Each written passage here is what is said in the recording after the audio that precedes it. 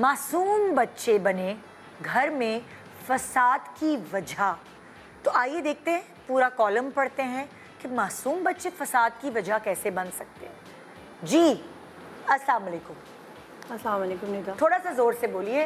अस्सलाम वालेकुम निदा जी। मेरा नाम सबा है। मेरे बच्चों को बिगाड़ने में इनका बड़ा हाथ है। इनका यानी मेरी सास का। आपकी सास का। आपके बच्चे कितने बड़े हैं? मेरे बच्चे माशाल्लाह से 15 साल के हैं, 10 साल के हैं। मेरे बच्चे माशाल्लाह से 15 साल के हैं, 10 साल के हैं। और बस ये होता है वो स्कूल से आते हैं, ये बुला लेती हैं। उनका टाइम टेबल इन्होंने बिल्कुल ख़राब करके रख दिया है। मतलब सोने का, जागने का मुझे पता है, ये बस हर वक्त उनको कहेंगे आ जाओ, तुम तो ये करती हो, वो करती हो, बच्चों पे जुल्म। हालांकि कोई जुल्म नहीं हो, स्टडी कर रहे हैं, उनके टाइम टेबल है। तो बस मुझे इनसे यही इश्यूज़ रहते हैं कि भाई आप उनको रहने दें। अब सैटरडे संडे भी होता है, वीकेंड, और घर में ही होते हैं वो, हर वक्त आप उनको बस यही कहने के इसमें होती हैं कि बस इधर आ जाओ, ये कर लो, वो कर लो। तो मेरी सारी रूटीन ख़राब हो जाती है अपने बच्चों को लेकर। अच्छा, बच्चों का एक जॉइंट फैमिली सिस्टम में आपको पता है बहुत सारे स्कूल्स भी ऐसे हैं। जब मैं अपने बच्चों का छोटे थे स्कूल में एडमिशन कराने गई तो उन्होंने एक सवाल किया था, क्या आपके बच्चे जॉइंट फैमिली सिस्टम में रहते हैं?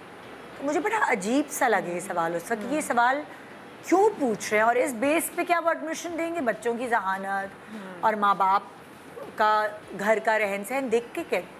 तो समझ ही आया रिसर्च करने के बाद, मुझे पता चला कि जैसे इनकी कहानी है वैसे ही स्कूल वाले समझते हैं कि अक्सर ग्रैंड पेरेंट्स जो हैं वो अपने बच्चों, अपने जो पोता पोतियाँ हैं या नवासे नवासियाँ, उनको हल्का सा बिगाड़ते हैं कि अगर माँ बाप ने कुछ मना किया है तो वो असल से सूद ज़्यादा ज़रा प्यार। लेकिन मैंने बहुत सारे ऐसे भी कंबाइंड फैमिली सिस्टम वाले घर देखे हैं जहाँ ग्रैंड पेरेंट्स की वजह से बच्चे जो हैं वो सही रास्ते पे रहते हैं, सुधरे रहे हैं। और उनको दुआएं याद कराना, उनको अल्लाह की तरफ या रिलीजन की तरफ कहानियाँ सुना के उनकी तरबियत करना।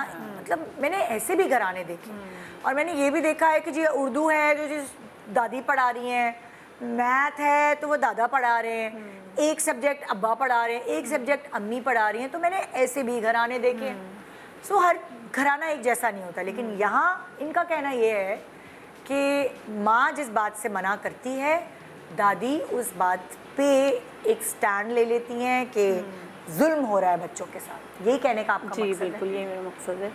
असल में वही बात है ना, समटाइम बच्चे, मुझे ऐसा लगता है मुझे अपना दुश्मन समझ रहे हैं, इनको अपना दोस्त समझ रहे हैं। और मैं उनकी स्टडी के लिए कर रही होती हूँ। उनका टाइम टेबल एक रूटीन बनाई हुई है कि अगर ज़ाहिर बात है अगर ज़रा सा ऊपर हो जाता है तो सारा मुझे मैनेज करना पड़ता है। अब मैं इनको बहुत आराम से भी कह चुकी हूँ, अम्मी आप ज़रा रिलैक्स हो जाए करें। अभी बच्चे आए थे कि अब उनकी रूटीन बनी है, उन्होंने खाना खाना है, सोना है, फिर मदरसे के लिए उठना है, फिर उनकी ट्यूशन का टाइम हो जाता है। तो आपकी किसी काम में वो नहीं हो रहा। अब उनको ये होता है कि तुम जुल्म कर रही हो, सुबह से बच्चों को तुमने लगाया हुआ है पढ़ाई पर। तो जाहिर बात है उनको तरबियत देना है। आप एक्चुअली दो बातें कह रही हैं। आप ये कह रही हैं कि एक तो उनका एक रूटीन बना हुआ है, ठीक है। दूसरा आप ये कह रही हैं वो उनको कामों में लगा देती हैं। तीसरा आप ये कह रही हैं कि तुम जुल्म करती हो। या एक बात बताए ना, या वो अपने कामों में उनको लगा देती हैं बच्चों को, नहीं, या आप उनको रूटीन पे रखती हैं। कोई एक बात बताएं। नहीं, ये बच्चों का ना एक्चुअली टाइम टेबल खराब हो जाता है। नहीं करती क्या है बुला के बच्चों को? बस यही कहेंगी चलिए उनसे ही पूछ लेते हैं। बेटा थक गए हो, बैठ जाओ। अब सास के कॉलम पे चलते हैं ना। चलिए देखते हैं सास के कॉलम में जाके कि वो क्या लिखती हैं या बोलती हैं। जी बताइए जी दादी। अस्सलाम वालेकुम। वालेकुम अस्सलाम। मेरा नाम नाहिद वाहिदी। ये जो मेरी बहू हैं, इनको मुझसे ये शिकायत है कि मैं इनके बच्चों को बिगाड़ रही हूँ। पहली बात तो ये है कि बच्चे वो मेरे ही हैं। दूसरी बात ये कि जो इनका शौहर है वो भी मेरा बच्चा ही है। जब मैंने अपने बच्चे को पाल पोस के इनके हवाले किया है, कि सब कुछ किया है, तो इनको ये शिकायत मुझसे क्यों है कि मैं उन बच्चों को बिगाड़ रही हूँ कि जो मेरे भी बच्चे हैं। सही है। तो अब मैं इनको अगर ये कहती हूँ कि बच्चे थोड़ा देर अगर मेरे पास बैठ जाते हैं, रेस्ट करते हैं, तो मैं उनको, जाहिर सी बात है, मैं उनसे पूछती हूँ कि बेटा आपने स्कूल में क्या पढ़ा, आज आपकी क्या एक्टिविटीज़ रही हैं, आप क्या करके आए हैं। बस मैं सिर्फ ये पूछ रही होती हूँ। अब बच्चे अगर दादो दादो करके मेरे कमरे में बैठे हैं थोड़ी देर भी, तो इनको ये बुरा लगता है कि दादो दादो के बस पीछे पड़े रहते हो, और जैसे मैं तुम्हें बुला रही हूँ तुम सो जाओ, तुम्हारी टाइमिंग आउट हो रही है, ये हो रही है, वो हो रही है। बस ये मुझे जाहिर सी बात है कि मुझे बॉदर करती हैं ये बातें। तो बस ये मुझे है कि भाई ये ऐसा ना समझें कि अच्छा बच्चे ना बड़े चालाक होते हैं। उनको पता जब ये चल जाता है कि अम्मा अब्बा में किस इस बात पे रिफ्ट है या दादी और अम्मी में रिफ्ट है, तो उनको मोबाइल या आईपैड लेके वो दादी के कमरे में घुस जाएंगे, क्योंकि दादी ने तो नहीं मना करना, बस दादी के पास घुसे हुए वो लेटे हुए आईपैड पकड़ के हैं वो दादी के बाजू पे लेटे, लेकिन चल क्या रहा है, मोबाइल गेम या आईपैड। आप ये क्यों नहीं करती हैं कि जो टाइम टेबल बना हुआ है उसमें सर्टन टाइम आप दादो टाइम लिख लें कि भाई 15 से 20 मिनट या आधा घंटा जितना भी है, बगैर किसी गैजेट के, मोबाइल और आईपैड के बगैर वो आपके कमरे में आए और आपको टाइम दे। आप ऐसा क्यों नहीं करती?